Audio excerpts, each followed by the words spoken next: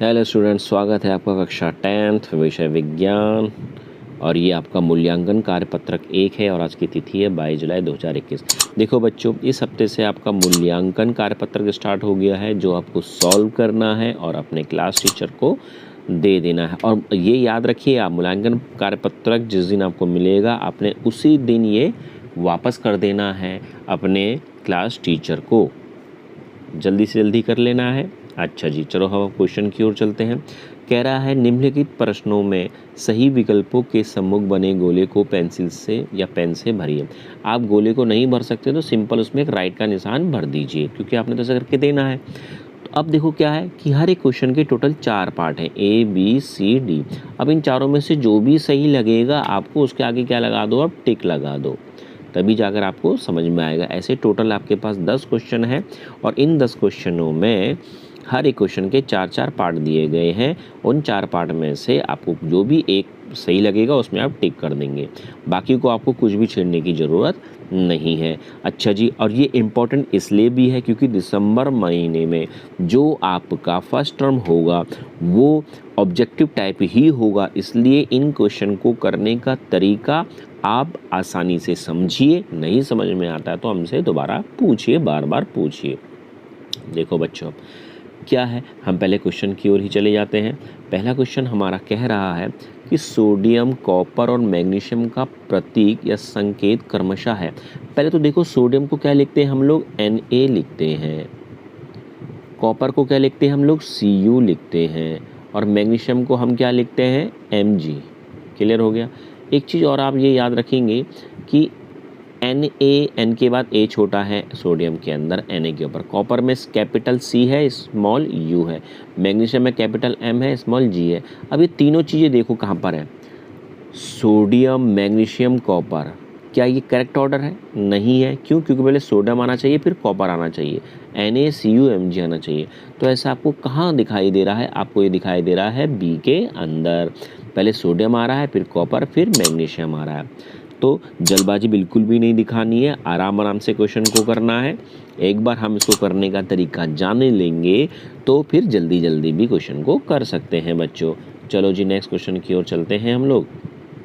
Next question आया दूसरा, chlorine और क्लोराइड का प्रतीक क्रमशः है। मतलब क्लोरीन को हम लिखते हैं Cl से, है ना, और क्लोराइड को कैसे लिखते हैं हम लोग, Cl- से। आप ये ध्यान रखेंगे, क्लोरीन जो बना है वो कैपिटल C और स्मॉल l से मिलके बना है, क्लोराइड भी कैपिटल C और स्मॉल l से मिलके बना है, पर l के ऊपर माइनस का चार्ज है। अच्छा जी, अब आप देखो इसी तरीके का कहाँ पर है, A में है कि B में है या C में है या D में है। अगर आप देखोगे तो Cl सब में, Cl माइनस Cl माइनस सब में चल रहा है, पर करेक्ट ऑर्डर जो है वो है आपका C वाला, क्योंकि capital C small l chlorine, capital C small l minus chloride. Clear हो गया बच्चों? ध्यान से देखना, कहीं पर भी कोई गड़बड़ मत कर देना आप लोग, क्योंकि गड़बड़ करोगे तो आपके लिए परेशानी होने वाली है। चलो जी, नेक्स्ट टॉपिक में चलते हैं हम लोग तीसरे क्वेश्चन में कि सिल्वर और आयोडीन के संयोजन से बना सूत्र क्या है।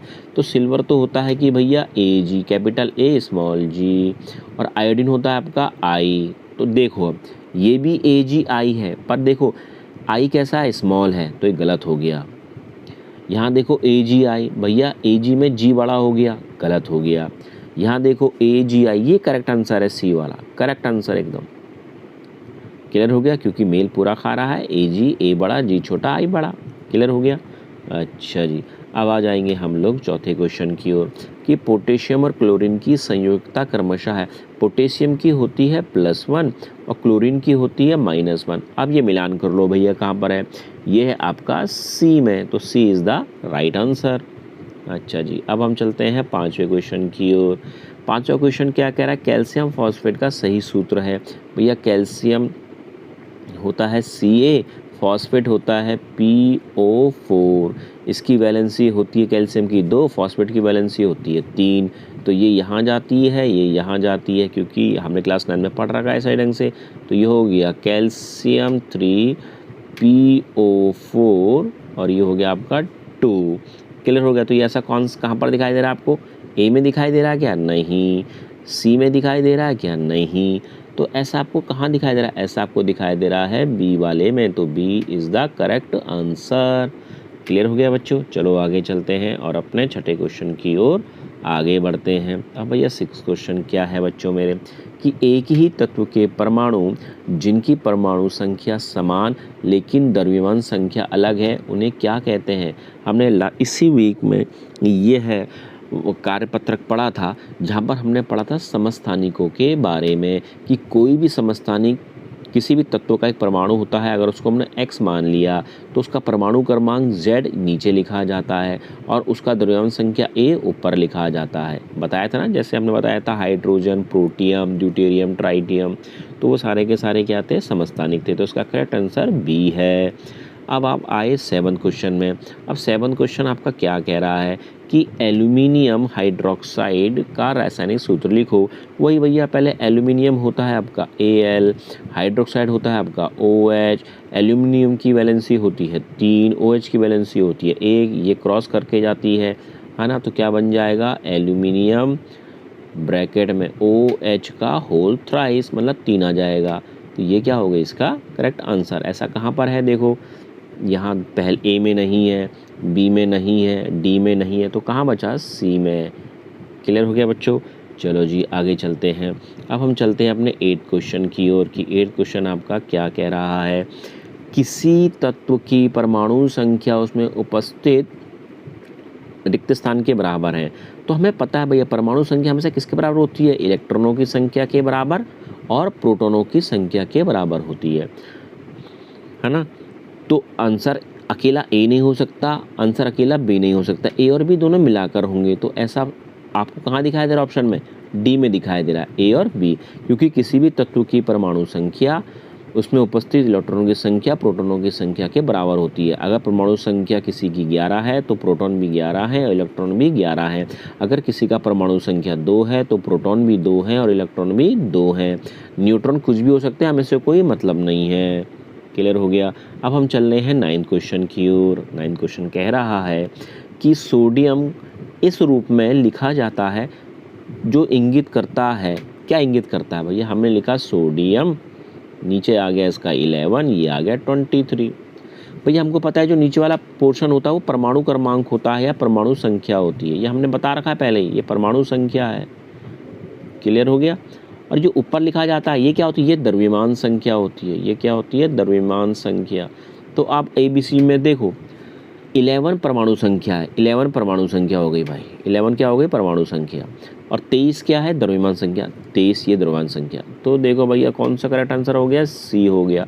ये वाला बहुत इंपॉर्टेंट है, 9th वाला, ये पेपर में आ सकता है इस तरह का क्वेश्चन। अगर नहीं समझ में आया होगा तो कमेंट बॉक्स में कीजिए और मुझे पूछिए मुझसे। अब आगे चलते हैं अपने लास्ट क्वेश्चन 10th की ओर। बहुत ही सिंपल है भैया, कह रहा है मैग्नीशियम OH2 है, ये क्या है भाई? Mg को क्या बोलते हैं? मैग्नीशियम बोलते हैं। और OH को क्या बोला जाता है? हाइड्रोक्साइड बोला जाता है।